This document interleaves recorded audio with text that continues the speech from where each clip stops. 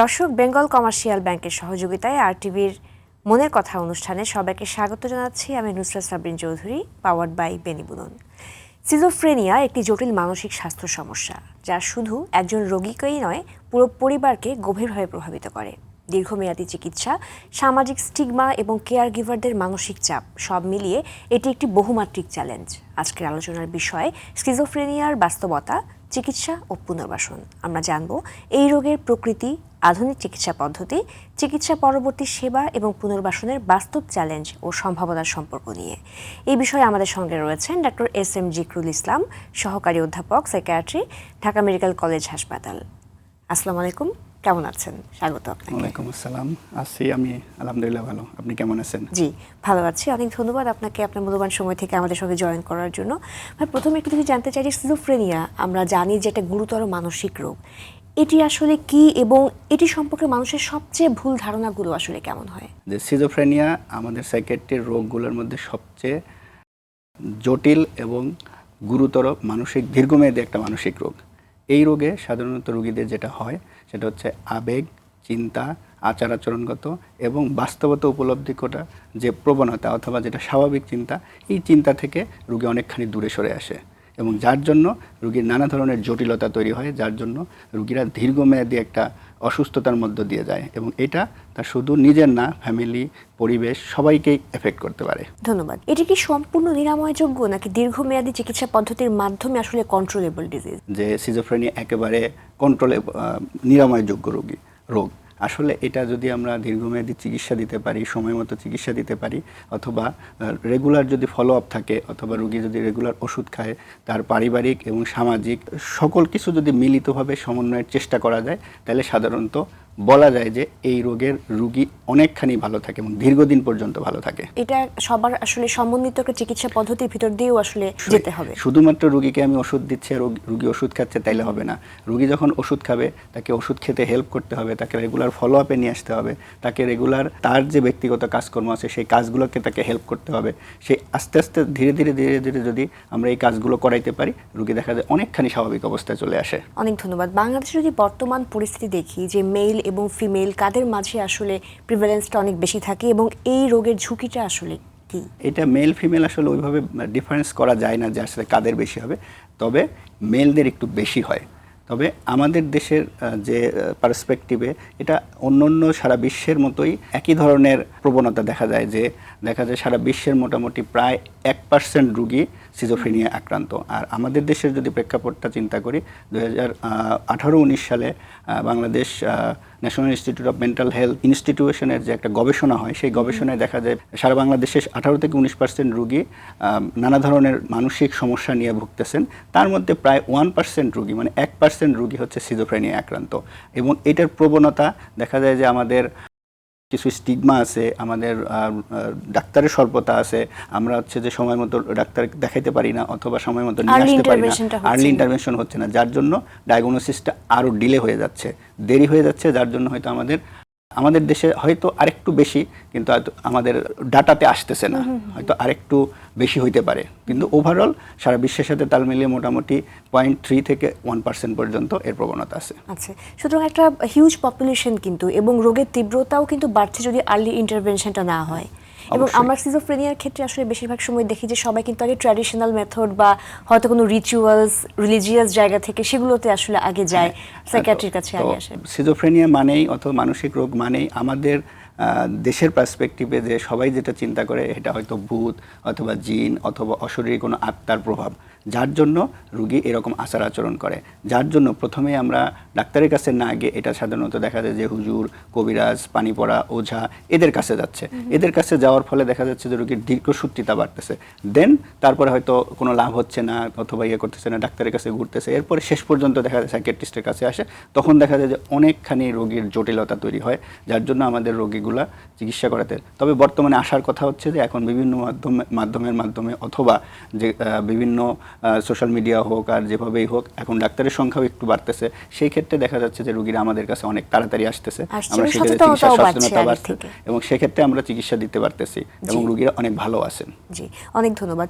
স্কিজোফ্রেনিয়ার পেছনে প্রধান কারণগুলো যদি বলি, যে মনোসামাজিক বা পারিবারিক ইতিহাস, এই বিষয়গুলোর আসলে প্রভাব কেমন? আচ্ছা, সিজোফ্রেনিয়া এরকম ডেফিনিট কোনো কজ এখনো পর্যন্ত পাওয়া যায়নি, তবে অনেকগুলো কজের মানে অনেকগুলো কারণের সমষ্টি হচ্ছে সিজোফ্রেনিয়া।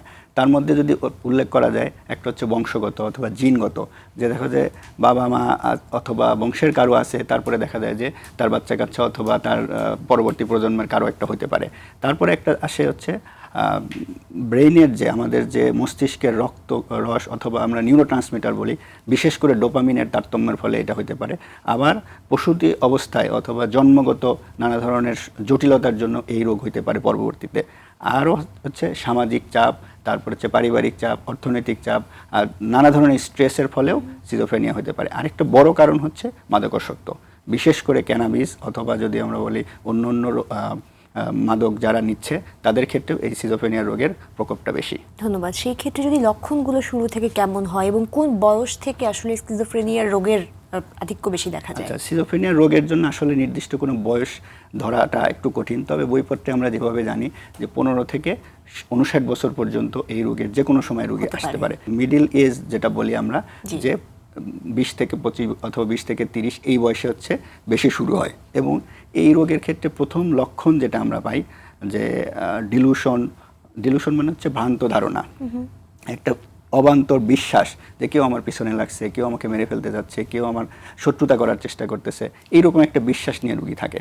তারপরে হ্যালুসিনেশনটা কেমন, যে অস্তিত্ব নাই এরকম কোনো কিছু অনুভব করতে পারা, যেমন কেউ কানে কানে কথা বলতেছে অথবা কেউ একজন কাউকে দেখতেছে, এইরকম একটা অনুভূতির মধ্যে থাকে। আর এইগুলোর পাশাপাশি তার আচরণগত কিছু পরিবর্তন হয়, যেমন হঠাৎই রেগে যাচ্ছে, তার কাজকর্ম থেকে উইথড্রল হয়ে যাচ্ছে, সামাজিক বিচ্ছিন্নতা হয়ে যাচ্ছে, সে স্কুলে যাচ্ছে না, পড়াশোনা করতেছে না, অফিসে যাচ্ছে না, অফিসে গেলেও অফিস কলিগদের সাথে ঝগড়াঝাটি লেগে যাচ্ছে, মানে তার স্বাভাবিক চিন্তাভাবনায় পরিবর্তন আসতেছে, যার জন্য অসংলগ্ন কথাবার্তা বলতেছে, তার ঘুমের সমস্যা হয়, খাওয়া দাওয়ার সমস্যা হয় এবং এই মুহূর্তে সে নিজের যত্ন আত্তি পর্যন্ত নিতে পারে না।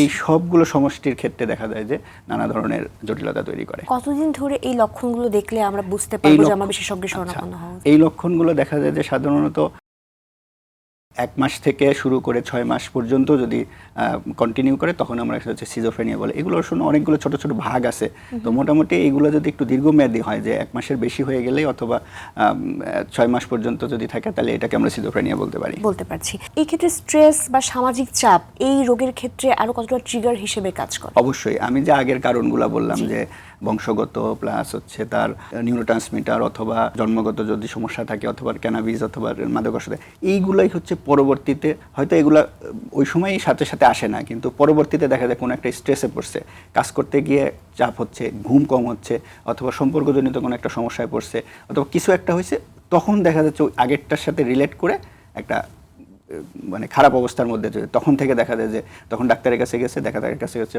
পূর্ববর্তী ইতিহাস এবং বর্তমান পরিস্থিতি দেখে দেখা যায় যে এটা আসলে সিজোফ্রেনিয়া ছিল। প্রথম যেগুলো ছিল ওইগুলো হয়তো হচ্ছে প্রোডম হিসেবে থাকে, যে তখনও পর্যন্ত কি বলে প্রকাশ পায়নি, সুপ্ত হিসেবে ছিল। পরবর্তীতে এই মানসিক চাপ স্ট্রেসগুলো এটাকে উৎফুল্ল করে দিচ্ছে, তো উন্মুক্ত করে দিচ্ছে, তখন দেখা যাচ্ছে সিজোফ্রেনিয়া ডায়াগনোসিস হচ্ছে। সেই ক্ষেত্রে প্রথম চিকিৎসা পদ্ধতির বিষয়টি একটু জানতে চাবো। তার আগে একটু জানতে চাই যে সাইকোসিস বলে আমরা একটা বিষয় জানি, সিজোফ্রেনিয়া এবং সাইকোসিস, এটার মধ্যে আসলে পার্থক্যটা কি? সিজোফ্রেনিয়া আর সাইকোসিসের মধ্যে খুব বেশি পার্থক্য নাই। সাইকোসিস একটা বড় টার্ম, এটার একটা অংশ হচ্ছে সিজোফ্রেনিয়া। তাহলে সিজোফ্রেনিয়া যদি বলি, এবং সিজোফ্রেনিয়ার যে লক্ষণগুলো বললাম এগুলোই আসলে সাইকোসিসের লক্ষণই। সাইকোসিসের লক্ষণ ডিলুশন, হ্যালুসিনেশন থাকবে, সাথে আমার আচরণগত পরিবর্তন থাকবে, সাথে কথাবার্তার অসংলগ্নতা থাকবে, সাথে আরেকটা আমরা শব্দ বলি নেগেটিভ সিমটম বলি। নেগেটিভ সিমটমগুলো কি, যে কাজগুলো আমার আসলে করার কথা দৈনন্দিন জীবনে সেটা আমি করতেছি না। কারণ আমি সকালবেলা ঘুম থেকে ওঠার কথা, ঘুম থেকে উঠে আমি ফ্রেশ হব, আমার পড়াশোনা থাকলে পড়াশোনা করব, স্কুলে যাব, অথবা যদি আমার কাজ অফিস থাকে সেখানে, কিন্তু সেই কাজগুলো আমি ঠিকমতো করতেছি না। আমি ঘুম থেকে উঠতে পারতেছি না অথবা ঘুমাচ্ছি না, তারপরে আমি নিজের যত্ন নিচ্ছি না, গোসল করতেছি না ঠিকমতো, একা একা থাকতেছি, অন্য কারোর সাথে যোগাযোগ রক্ষা করতে পারতেছি না, অফিসে গেলেও আমি অফিসে ঠিকমতো কাজ করতে পারতেছি না। এবং যখন আমি কাজ করতে পারবো না তখন তো অন্যদের সাথে আমার লেগে যাবে যে অফিসের বস আমাকে বকা দিবে, এবং ওই বকাটাও আমি নর্মালি নিতে পারবো না, তখন দেখা যায় অফিসের বসের সাথে আমার ঝগড়া লেগে যাচ্ছে, আচার আচরণগত পরিবর্তন। এইগুলোই আসলে যদি পরিবেশের বাইরে অথবা সামাজিক যে একটা গণ্ডি আছে, নিয়মকানুন আছে, এর বাইরে যে আচরণগুলো আসবে তখনই এটা আমরা সাইকোসিস হিসেবে ডেভেলপ করবো। আর সাইকোসিস যখন একটা করে, তখন ওইটাকে আমরা দীর্ঘমেয়াদে যদি থাকে, যে বললাম যে কোনো জায়গায় আছে 1 মাস অথবা 6 মাসের বেশি যদি থাকে, ওইটাই তখন সিজোফ্রেনিয়া হয়ে যাবে। যদি সাইকোসিসের আরও উদাহরণ বলি, যেমন আরেকটা আছে বাইপোলার ডিসঅর্ডার, ওইটা আবার এপিসোডিক হয়, যে কিছুদিন ভালো থাকে কিছুদিন খারাপ থাকে। কিন্তু সিজোফ্রেনিয়া কিন্তু মোটামুটি লং টার্ম, যে একটা দীর্ঘমেয়াদের রোগ হবে। ওষুধ খেলে দেখা যায় যে ভালো থাকতেছে, কিন্তু পুরোপুরি ভালো হবে না। সেই জায়গা থেকে যদি আর একটু জানতে চাই যে সিজোফ্রেনিয়ার চিকিৎসা পদ্ধতিতে কি ধরনের পরিবর্তন এসেছে বা আধুনিক চিকিৎসা পদ্ধতিগুলো আসলে কেমন? বর্তমানে আমরা যে চিকিৎসা দিচ্ছি সেটা হচ্ছে কিছু মুখে খাওয়ার ওষুধ আছে, যেটাকে আমরা অ্যান্টিসাইকোটিক মেডিকেশন বলি, সাথে লং অ্যাক্টিং কিছু একই ধরনের ওষুধ, লং অ্যাক্টিং, যে দেখা যাচ্ছে যে রুগীরা আমরা ওষুধ খাওয়াইতে পারি না অথবা ওষুধ খেতে চায় না, তাদেরকে আমরা লং অ্যাক্টিং ওষুধ দিই। যেমন মনে করেন যে 2 সপ্তাহ পর পর, 3 সপ্তাহ পর পর, 4 সপ্তাহ পর পর একটা করে ইনজেকশন দিবে। তো সেই ক্ষেত্রে দেখা যায় রুগীরা ভালো থাকে। এর বাইরেও কিছু ট্রিটমেন্ট প্রোটোকল আছে, যেমন হচ্ছে আমরা কগনিটিভ বিহেভিয়ারাল থেরাপি দিতে পারি, তারপরে ফ্যামিলি থেরাপি দিতে পারি, তাদের সাপোর্টেড এমপ্লয়মেন্ট করতে পারি, তারপরে হচ্ছে কমিউনিটি বেসড তাদের রিহ্যাবিলিটেশন করতে পারি। এই সবগুলো সমন্বিত প্রচেষ্টায় দেখা যায় সিজোফ্রেনিয়া রোগী অনেকখানি ভালো থাকে। এই যে ওষুধ গ্রহণের কথা বলা হচ্ছে, এটা আসলে কতটা গুরুত্বপূর্ণ? কারণ আমরা ম্যাক্সিমাম ক্ষেত্রে দেখি যে রোগীরা মানসিক স্বাস্থ্যের জায়গা থেকে রোগীরা কিন্তু দীর্ঘ সময় ওষুধ চালিয়ে যেতে চান না, বা তারা একটা সময় হয়তো জিনিসটা থেকে আবার রিল্যাপসও করেন। ওষুধ সবচেয়ে গুরুত্বপূর্ণ, কারণ আমি পরের যে অংশগুলো বললাম যে থেরাপি অথবা হচ্ছে সাপোর্টেড এমপ্লয়মেন্ট অথবা কমিউনিটি বেসড যে রিহ্যাবিলিটেশন, এটা করার জন্য রুগীটা একটা সার্টেন পর্যায় পর্যন্ত তো ভালো থাকতে হবে, স্টেবল থাকতে হবে। স্টেবল করার জন্য অবশ্যই ওষুধ লাগবে, এবং ওষুধ একটু দীর্ঘমেয়াদী, এবং ওষুধের বর্তমান কিংবা অন্য সবার মধ্যে যে একটা ধারণা যে এই ওষুধগুলো নেশা তৈরি করে, অথবা এই ওষুধগুলো দীর্ঘদিন খেলে আর ছাড়া যায় না, অথবা ওষুধের অনেক বেশি সাইড ইফেক্ট, এগুলো আসলে ভুল ধারণা। ওষুধ খেলে রুগী ভালো থাকে। রুগী ওষুধ যদি রেগুলার খায়, রেগুলার ফলো আপ করে, রুগী অবশ্যই ভালো থাকবে। তখন যদি আমি সাপোর্টিভ থেরাপিগুলো দিই, যে কমিউনিটি থেরাপি, তারপরে হচ্ছে যে কগনিটিভ বিহেভিয়ার থেরাপি, তারপরে হচ্ছে সাপোর্টেড, একটা মনে করেন যে একটা রুগীকে ও ভালো হয়ে গেছে সিজোফ্রেনিয়া, কিন্তু একা একা সে কোনো কাজই করতে পারতেছে না, কিন্তু ওকে যদি আমি একটু হেল্প করি, যে তুমি এই কাজটা করো, তুমি এটা করো, একটা দোকান দিয়ে দিলাম, দোকানের ক্যাশ কিংবা টাকা পয়সার হিসাবটা অন্যজন করবে, ও তো দোকানদারিটা করতে পারে কিভাবে, যে কোনো একটা কাস্টমার আসতেছে, তাকে কোনো একটা জিনিস দিয়ে দিচ্ছে, অথবা হিসাব করে ইয়েটা দিতে পারতেছে, মালামালটা দিতে পারতেছে, কিন্তু টাকার হিসাবটা হয়তো করতে পারে না, কিন্তু ওই সাপোর্টটা তো ওর লাগবে। তো ওই সাপোর্টটা যদি আমরা দিই, কিন্তু সাপোর্টটা আনার জন্য অবশ্যই ওষুধ লাগবে। একদমই। এই ওষুধের ক্ষেত্রে যদি একটু বলি যে আমাদের দেশে অনেক মিথস রয়েছে, বা এবং অনেক ক্ষেত্রে কিন্তু মানুষ অনেক বলে যে লম্বা সময় যদি সিজোফ্রেনিয়ার ওষুধকে আসলে কন্টিনিউ করে, সবার টার্ম বলে যে ভেজিটেবল হয়ে যায় আমাদের ব্রেন, বা তারপর হয়তো সে তার কনজুগাল লাইফটাতে সেভাবে সে ভালো থাকে না, বা তার ডিসিশন মেকিং ক্যাপাসিটি অনেকটুকু আসলে কমে যায়। এই বিষয়গুলো আসলে কতটা সত্যি? প্রত্যেকটা ওষুধের কিছু কিছু সাইড ইফেক্ট থাকবে এবং আছে। তো আমাদের এই ওষুধগুলোর কিছু কিছু সাইড ইফেক্ট আছে এবং থাকবে। তাহলে রিস্ক বেনিফিট যদি চিন্তা করি, যদি আমি 1-2টা ওষুধ খেয়ে যদি আমার স্বাভাবিক লাইফ লিড করতে পারি, আমি সংসারটা চালাতে পারি, আমি পড়াশোনাটা চালাই যেতে পারি, তাহলে অবশ্যই আমাকে রিস্কটা নিয়ে ওষুধটা খেতে হবে। ওষুধের যে একেবারে ওই রকম সাইড ইফেক্ট যে এই ওষুধ সারা জীবন খেতে হবে, অথবা এই ওষুধ সারা জীবন খেলে আমার এই সমস্যা হবে, ওইটা সমস্যা হবে, এরকম আসলে ধারণাটা পুরোপুরি ঠিক না। তবে সমস্যা আছে কিছু কিছু, এগুলো হইতে পারে, যার জন্য রেগুলার ফলো আপে যদি রোগীরা আসে আমাদের কাছে, যেমন আমাদের রোগী আসে 3 সপ্তাহ, তারপরে হচ্ছে 1 মাস, 6 মাস পর পর আসে, আমরা তার মেন্টাল স্টেট এক্সামিনেশন করে দেখি তার অবস্থা কেমন। যদি দেখি না ভালো আছে, আমরা ওষুধ কমাই দিই, যখন দেখি যে একটু না খারাপ আছে একটু বাড়াই দিই, কিন্তু রেগুলার ফলো আপে আসলে এই করার সুযোগটা পাই। কিন্তু যদি রোগী একবার দেখাই গেল 3 বছর নাই, তো আমি এটা কমানো বাড়ানোর সুযোগ পাচ্ছি না, তখন দেখা যাচ্ছে ওষুধের সাইড ইফেক্ট হচ্ছে। যখন রোগীটা প্রথমে আসে তখন তো আমাকে অনেকগুলো ওষুধ দিতে হয়, কারণ রোগীকে শান্ত করার জন্য, স্টেবল করার জন্য, তো ওই ওষুধেই রোগী খাচ্ছে। তো যখন ভালো হয়ে গেছে তখন তো সাইড ইফেক্টগুলো বেশি হবে, কিন্তু তখন যদি ফলো আপে আসতো তাহলে কিন্তু আমি রোগীর অবস্থা বুঝে ওষুধগুলো কমাই দিতাম। অনেক রোগী আছে যে মাত্র একটা ওষুধ, 2টা ওষুধ অনেক ভালো আছে, এই সুযোগটা রোগীরা সাধারণত নিতে চায় না, যে ফলো আপ করতে চায় না, যার জন্য আমাদের এই ভয়টা থাকে যে এই ওষুধ খেলে দীর্ঘদিন খেলে নানা ধরনের জটিলতা হয়। একদমই তাই। সিজোফ্রেনিয়ার ক্ষেত্রে পার্টিকুলারলি আমরা সবসময় আসলে মনে করি যে এই মানুষরা সিজোফ্রেনিয়া আক্রান্ত যারা, তাদের ক্ষেত্রে আমাদের সবসময় একটা ধারণা থাকে যে তারা হয়তো তাদের ম্যারিটাল লাইফটা আসলে সেভাবে করে লিড করতে পারবে না এবং তাদের পরবর্তী জেনারেশনে মাস এই বিষয়টা আসলে ক্যারি হবে। এটা আসলে কতটুকু সত্যি, এবং প্রেগনেন্ট ওমেনদের ক্ষেত্রে যারা সিজোফ্রেনিয়া আক্রান্ত তাদের চিকিৎসা চালিয়ে যাওয়ার ক্ষেত্রে কি প্রোটোকল? একজন রোগী যদি সময় মতো ডায়াগনোসিস হয়, সময় মতো ওষুধ খাওয়া শুরু করে এবং ঠিকমতো যদি তার ফলো আপ করা হয় এবং তার সাপোর্টিভ যে সিচুয়েশনগুলো আছে, যেমন কমিউনিটি, তার পরিবার, তার সামাজিক অবস্থা, সব কিছু যদি ঠিকঠাক থাকে, সে স্বাভাবিক জীবনে ফেরত আসতে পারে। তার শিক্ষা, তার বিবাহ, তার সামাজিক কাজকর্ম, তার চাকরি, সব কিছু সে করতে পারবে। তবে তাকে সাপোর্ট দিতে হবে, ওষুধগুলো খেয়ে যেতে হবে। আর পরের প্রশ্নটা ছিল আপনার যে প্রেগনেন্ট ওমেনদের ক্ষেত্রে, হ্যাঁ, আমাদের কিছু ওষুধ আছে যেগুলো হচ্ছে প্রেগনেন্সিতে সমস্যা করে। সেই হিসেবে আমরা ক্যাটাগরি করে কিছু কিছু ওষুধ আছে যেগুলো প্রেগনেন্সিতে সেফ ড্রাগ। ওই ওষুধগুলো যখন দেখা যায় যে রুগী আসছে অথবা তারা প্ল্যান করতেছে যে আমি বাচ্চা নিতে চাই, আমাদের কাছে আসলে আমরা ওই ধরনের ওষুধে সুইচ করতে পারি। আবার দেখা যায় যে অনেক সময় না জেনে কনসিভ করে চলে আসতেছে, তখনও যদি আমরা রুগী আসে আমাদের কাছে, তো দেখা যায় যে ওষুধটা খাচ্ছে এই ওষুধটা সেভ কিনা আমরা চিন্তা করি। যদি সেভ না থাকে তাহলে আমরা ওষুধ সুইচ করতে পারি। তবে ওইখানেও আমরা মেন্টাল স্টেট এক্সামিনেশন করে দেখি যে না, ওষুধ ছাড়াই যদি রুগীকে ভালো রাখা যায়, আমরা চেষ্টা করব যে আপনি নিয়মিত এক মাস পর ফলো আপে আসবেন, ওষুধ ছাড়াই আপনি আপাতত ভালো থাকেন, দেখি কেমন হয়। সেটা ল্যাকটেটিং মাদারদের ক্ষেত্রে, হ্যাঁ, যদি আপনি কোনো প্রবলেম হয় তাহলে অবশ্যই আমাদের কাছে আসবেন, আমরা ওষুধ আবার শুরু করব এবং যে ওষুধটা আপনার জন্য মোটামুটি সেফ সেই ওষুধটা। প্রেগনেন্সির সিজোফ্রেনিয়া প্রেগনেন্সির জন্য কোনো বাধা নয়, অবশ্যই সে প্রেগনেন্সিতে যাবে এবং বাচ্চা নেওয়ার ক্ষেত্রে কোনো অসুবিধা নাই। আরেকটা বিষয়, বড় প্রশ্ন হচ্ছে যে আমি তো সিজোফ্রেনিয়ার রোগী অথবা ওর বাবা তো সিজোফ্রেনিয়ার রোগী, তাহলে বাচ্চা হলে কি হবে? বাচ্চা হলে কি হবে এটার একটা জিনগত প্রথা আছে, অবশ্যই হতে পারে, কিন্তু ওইটাও ডেফিনিট না যে হবেই। না হওয়ার সম্ভাবনাই বেশি, না হওয়ার সম্ভাবনাই বেশি, তবে অবশ্যই বাচ্চা নিতে হবে। জি, অনেক ধন্যবাদ। আমরা এই বিষয়ে তাদের ফ্যামিলির যদি কোনো প্রবলেম না থাকে অবশ্যই বাচ্চা নেবে, এটা নিয়ে আমরা কখনো না করি না। জি, ধন্যবাদ। আমরা এই বিষয় নিয়ে আরো শুনবো ছোট্ট একটা বিরতির পর। দর্শক, বেঙ্গল কমার্শিয়াল ব্যাংকের সহযোগিতায় আপনারা দেখছেন মনের কথা অনুষ্ঠান, পাওয়ার্ড বাই বেনিবুনন। বিরতির পর আমরা গুরুত্বপূর্ণ এই বিষয়টি নিয়ে আরো আলোচনা করব। টিভির রিমোট হাতে না নিয়ে আর টিভির সাথেই থাকুন।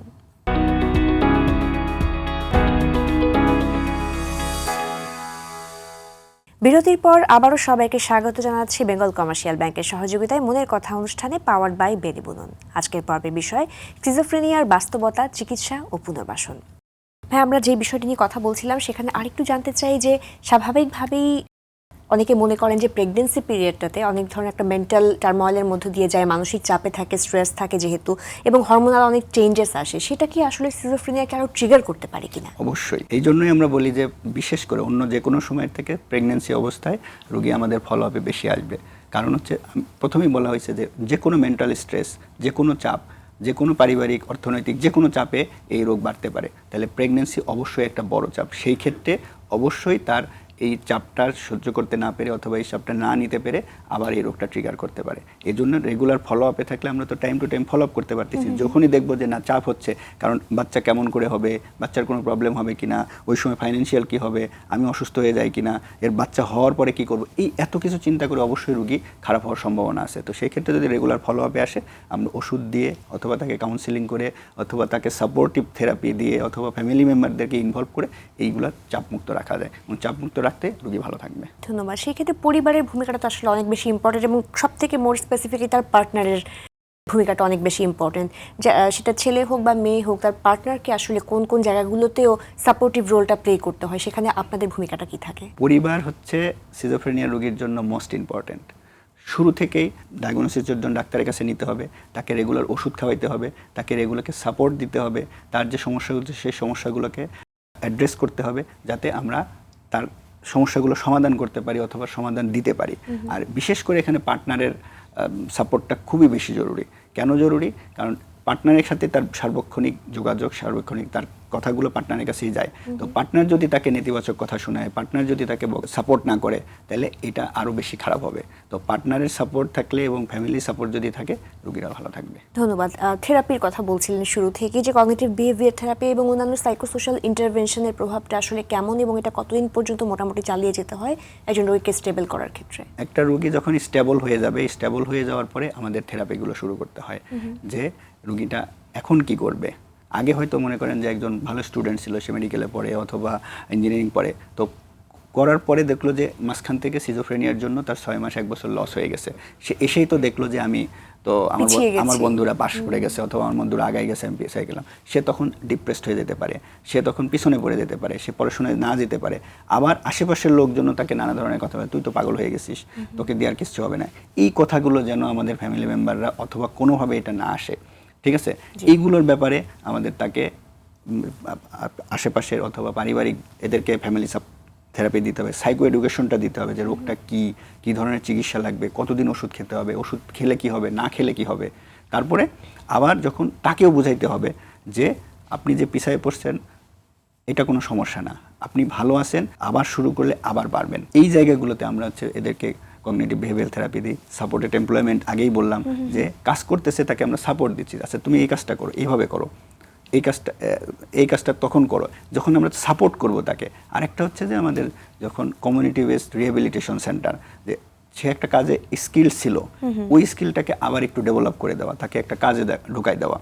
আবার কিছু কিছু ক্ষেত্রে আমাদের প্রয়োজন হচ্ছে যে ডে কেয়ার সেন্টারের মতো, সারাদিন যে ওখানে থাকবে, ওখানকার সবার সাথে মিশবে, কথা বলবে, এই করবে, আবার রাতের বেলায় এসে বাসায় ঘুমাবে। তো ওইখানে গেলেও দেখা যাবে যে ওখানে অনেক সিজোফ্রেনিয়া রোগী থাকবে যাদের সাথে মিশে মিশে তাদের কগনিটিভ ডেভেলপমেন্টগুলো, এই থেরাপিগুলো খুবই ইফেক্টিভ আমাদের বিশেষ সিজোফ্রেনিয়া রোগীদের ক্ষেত্রে। এই ক্ষেত্রে আমরা কিন্তু আমাদের বাংলাদেশের প্রেক্ষাপটে খুব বেশি দেখি যে ভর্তি রেখে চিকিৎসা পদ্ধতি, ডে কেয়ারের কথা যেটা বলছেন, বা community based rehabilitation, vocational rehabilitation, এটা আমাদের দেশের প্রেক্ষাপটে আসলে কতটা আমরা আমাদের দেশে, সারা বিশ্বে এটার খুবই ইফেক্টিভিটি আছে, তবে আমাদের দেশে এটার সংখ্যা খুবই কম। কিছু কিছু প্রতিষ্ঠান কেবল করতেছে, কিন্তু ওইটাও জাস্ট নিজেদের উদ্যোগে।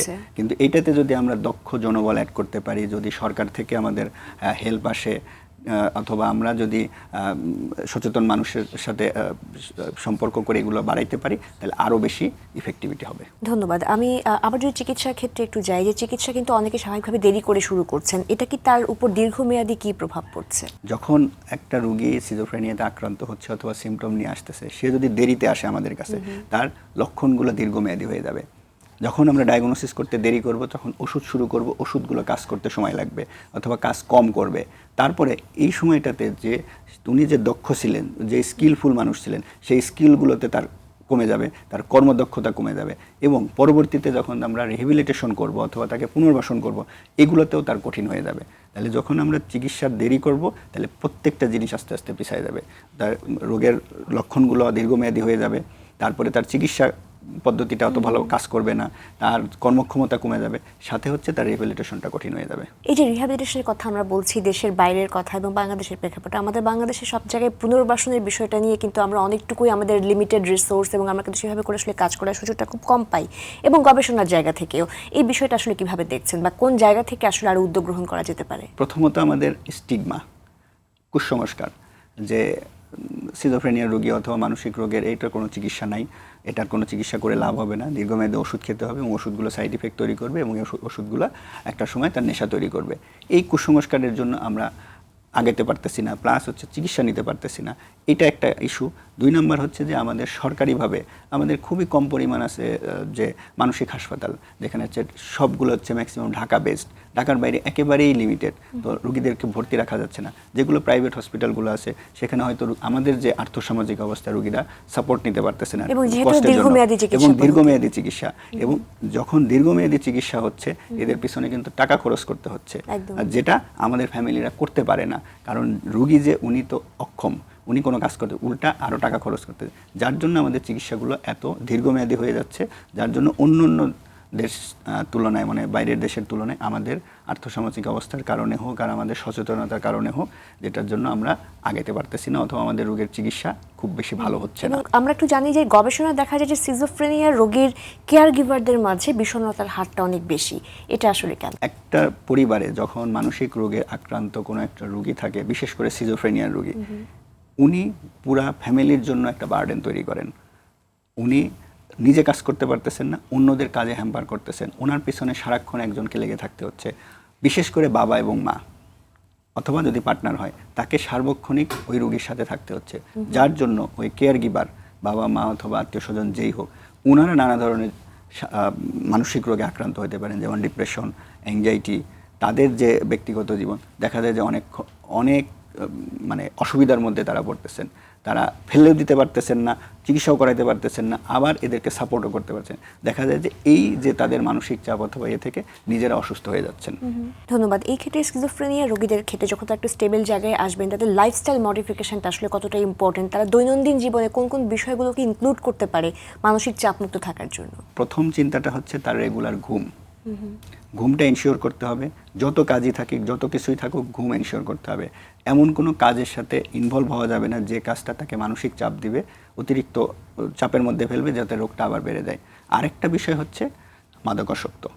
মাদকের সাথে অবশ্যই যোগাযোগ বন্ধ করতে হবে, কারণ একটা ভাইস ভার্সার সম্পর্ক আছে। সিজোফ্রেনিয়া রোগীরা একটু মাদকের দিকে আক্রান্ত বেশি হয়। আবার আমি যখন কজ বলছিলাম তখন কিন্তু মাদকের রোগীরাও আবার হচ্ছে সিজোফ্রেনিয়া। তাহলে এই 4-5টা বিষয় যে নিয়মিত লাইফ লিড করতে হবে, ঘুম ইনশিওর করতে হবে, খাওয়া দাওয়া ঠিকঠাক মতো করতে হবে এবং তার সাপোর্টেড লাইফ লিড করতে হবে। একা একা থাকা যাবে না, তার পরিবারের লোকজন কেউ একজন তাকে সাপোর্ট করে যাবে।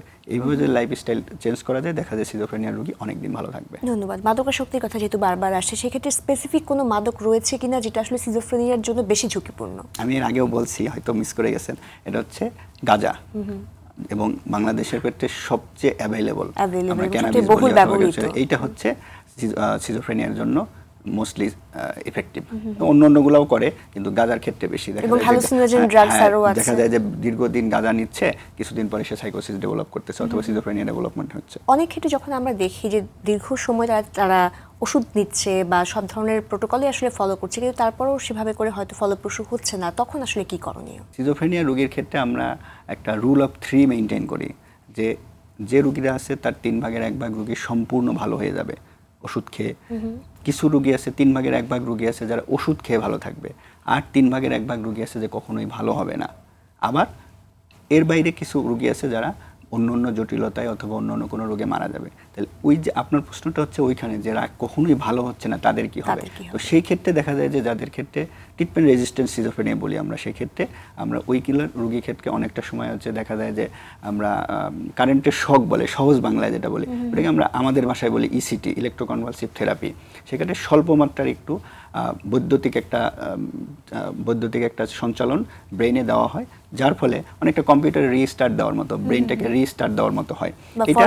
এটা বাংলাদেশে অ্যাভেলেবল, ঢাকাতে হয়, সিলেটে হয়, তো অনেকগুলো জায়গাতে হয়। তো এটা বেশ ইফেক্টিভ, কিন্তু এটার ঝামেলাটা হচ্ছে কিছু কিছু ক্ষেত্রে ওইখানেও আবার ওই যে স্টিগমার মতো চলে আসতেছে, কারেন্টের শক দেবে রোগী কিনা, কি হয়ে যাবে, মেমোরি ভুলে যাবে কিনা, এইদের জন্য দেখা যায় যে অনেক সময় দেওয়া যায় না। তো আমাদের দেশে হচ্ছে এবং রোগী ভালো থাকছে, এটা ইফেক্টিভ। ধন্যবাদ। আমরা অনেকগুলো বিষয় নিয়ে জানলাম, চিকিৎসা এবং পুনর্বাসনের সেই বিষয় নিয়ে, আর সাথে কিন্তু আমাদের সামাজিক দৃষ্টিভঙ্গি আসলে অনেক বেশি গুরুত্বপূর্ণ একজন সিজোফ্রেনিয়া আক্রান্ত রোগীর প্রতি। সামাজিক আচরণ আসলে কেমন হওয়া উচিত? সিজোফ্রেনিয়া রোগীর প্রতি আচরণটা হবে যে তাকে সম্মান দিতে হবে। তার আচরণটা যেন এমন না হয় যে তুমি তো পাগল, তুমি তো শেষ হয়ে গেছো, তোমাকে দিয়ে কিছু হবে না। তাকে বৈষম্য থেকে দূরে রাখতে হবে। অনেক সময় দেখা যায় যে আমরা ফ্যামিলি থেকে তাকে দূরে সরে যাচ্ছি, ফ্যামিলি ডিসিশনগুলো হচ্ছে কিন্তু তাকে জানানো হচ্ছে না, তাকে আলাদা করে রাখতেছি। তাহলে এই জায়গা থেকে তাকে অবশ্যই বের করে নিয়ে আসতে হবে। হ্যাঁ, তার ডিসিশনটা হয়তো ভালো আসবে না, কারণ সে চিন্তা ঠিকমতো করতে পারে না, কিন্তু তাকে ইনভলভ করতে হবে। ইনভলভ করলে রোগের ক্ষেত্রেও সুবিধা, আবার তার ক্ষেত্রে রোগীর ক্ষেত্রেও সুবিধা, যে সে বুঝতে পারতেছে তার ফ্যামিলি মেম্বাররা তাকে সম্মান দিচ্ছে। তাহলে এই তার বৈষম্য কিংবা তাকে যে আর্থসামাজিক অবস্থা থেকে দূরে সরায় রাখতেছে, তাহলে এই জায়গাগুলো থেকে আমরা যদি সামাজিকভাবে, পারিবারিকভাবে, সামাজিকভাবে এবং সব কিছু থেকে তাকে যদি আমরা ইনভলভ করতে পারি, রোগের চিকিৎসার ক্ষেত্রেও তার জন্য সুবিধা। বাংলাদেশে বর্তমানে মানসিক স্বাস্থ্য নিয়ে সচেতনতা আগের থেকে অনেকটুকু বাড়ছে, কিন্তু আরও যদি আমরা এটা প্রান্তিক জায়গা থেকে আসলে ছড়িয়ে দিতে চাই, প্রান্তিক জনগোষ্ঠীর কাছে অ্যাভেলেবেল করতে চাই, আর কি কি উদ্যোগ গ্রহণ করা প্রয়োজন বলে মনে করেন? আমাদের যে প্রাথমিক স্বাস্থ্য সেবা আছে সেখানে যদি আমরা মানসিক স্বাস্থ্যকে ইনক্লুড করতে পারি, যে আমাদের উপজেলা হেলথ কমপ্লেক্সগুলো অথবা উপজেলা জেলা এইগুলোতে যদি আমরা মানসিক স্বাস্থ্যকে ইনক্লুড করে অন্তর্ভুক্ত করতে পারি, যেখানে হচ্ছে যে জেলাগুলোতে আমরা মানসিক রোগ বিশেষজ্ঞ পদায়ন করতে পারি অথবা সাইকোলজিস্ট সংখ্যা বাড়াইতে পারি। সাথে টেলিমেডিসিনের একটা বড় ভূমিকা আছে, যে সাইকিয়াট্রিক মানসিক রোগের চিকিৎসার জন্য, কারণ অনেকে আনতে পারতেছে না, আসতেছে না দূর থেকে, অথবা সাইকিয়াট্রিস্ট পাওয়া যাচ্ছে না, সেক্ষেত্রে টেলিমেডিসিন একটা ভালো ওয়ে হতে পারে। আবার মনে করেন যে আমাদের যে থেরাপিগুলো আছে থেরাপিগুলো ইনভলভ করতে পারি, সাথে হচ্ছে কমিউনিটি বেসড রিহ্যাবিলিটেশন সেন্টার এগুলো বাড়াইতে পারি, সাথে হচ্ছে যে সচেতনতা একটা বড় গুরুত্বপূর্ণ। এই যে বিভিন্ন দিবসে অথবা বিভিন্ন প্রোগ্রামগুলোতে টিভি চ্যানেল অথবা হচ্ছে প্রিন্ট মিডিয়াগুলোতে এই যে আজকেই যেমন কথা বলতেছি মনের কথা, এরকম প্রোগ্রাম যদি প্রত্যেকটা টিভি চ্যানেল অথবা প্রিন্ট মিডিয়া করতে পারে রেগুলার, যেটা হচ্ছে মানুষের মধ্যে গণসচেতনতা বাড়াতে পারে, যেটা আমাদের মানসিক রোগের জন্য হোক, বিশেষ করে সিজোফ্রেনিয়া রোগের জন্য খুবই অনেক বেশি গুরুত্বপূর্ণ। এই ক্ষেত্রে সর্বশেষ ভবিষ্যতে বাংলাদেশে সিজোফ্রেনিয়ার চিকিৎসা ও পুনর্বাসন ব্যবস্থাকে আরো উন্নত করতে আপনার পরামর্শ কি থাকবে? গণসচেতনতা বাড়াইতে হবে, সাথে হচ্ছে আমাদের মানসিক স্বাস্থ্যকে জনগণের দোরগোড়ায় পৌঁছায় দিতে হবে, যেটা হচ্ছে একেবারেই গ্রাম প্রান্তিক পর্যায়ে, যেখানে গেলেই আমরা যাতে ভুল ধারণা না আসে যে এই রোগের চিকিৎসা নাই, এই রোগ হচ্ছে জিন ভূতের আচর অথবা অশরীরী আত্মার আচর, যেটার জন্য আমরা দেখা যাচ্ছে বেশিরভাগ ক্ষেত্রে হুজুর, ওঝা কিংবা ট্র্যাডিশনাল হিলার বলি যাতে তাদের কাছে চলে যাচ্ছে। তো এই সচেতনতা বাড়ানোর ফলে আমরা এই রোগকে মোকাবেলা করতে পারি, আমাদের রোগীদের ভালো সার্ভিস দিতে পারি, আমাদের সবার জন্য উন্নতি হতে পারে। অনেক অনেক ধন্যবাদ আপনার মূল্যবান সময়ের জন্য, এবং আশা করছি আজকের এই অনুষ্ঠান থেকে দর্শকরা অনেক বেশি উপকৃত হয়েছেন, আমাদের সচেতনতার জায়গাটুকু আরো অনেকটুকু উন্মুক্ত হলো। ধন্যবাদ দর্শকদের সাথে থাকার জন্য, সাথে হচ্ছে আরটিভিকে এরকম মনের কথার মতো একটা প্রোগ্রামে আমাকে আমন্ত্রণ জানানোর জন্য, প্লাস হচ্ছে দেশের জনগণের সচেতনতা বাড়ানোর জন্য সাহায্য করার জন্য। ধন্যবাদ সবাইকে। ধন্যবাদ দর্শক। আজকের আলোচনার শেষে আমরা এই বার্তাই পাই যে সিজোফ্রেনিয়া কোনো অনিরাময়যোগ্য রোগ নয়, বরং সঠিক চিকিৎসা, নিয়মিত ফলো আপ এবং কার্যকর পুনর্বাসনের মাধ্যমে এটি নিয়ন্ত্রণ করে একটি স্বাভাবিক জীবনে ফেরা সম্ভব। একই সাথে রোগীর পরিবার ও কেয়ার গিভারদের সহায়ক ভূমিকা এবং সমাজের ইতিবাচক দৃষ্টিভঙ্গি এই যাত্রাকে আরও সহজ করে তোলে। আসুন আমরা সবাই মিলে মানসিক স্বাস্থ্য নিয়ে সচেতন হই, একটি সহানুভূতিশীল সমাজ গঠনে এগিয়ে আসি। আজকের মতো বিদায় নিচ্ছি বেঙ্গল কমার্শিয়াল ব্যাংক নিবেদিত আরটিভির মনের কথা অনুষ্ঠান থেকে, পাওয়ার্ড বাই বেনিবুনন। সবাই ভালো থাকুন, সুস্থ থাকুন, দেশকে ভালোবাসুন, আর অবশ্যই নিজেকে মাদক মুক্ত রাখুন।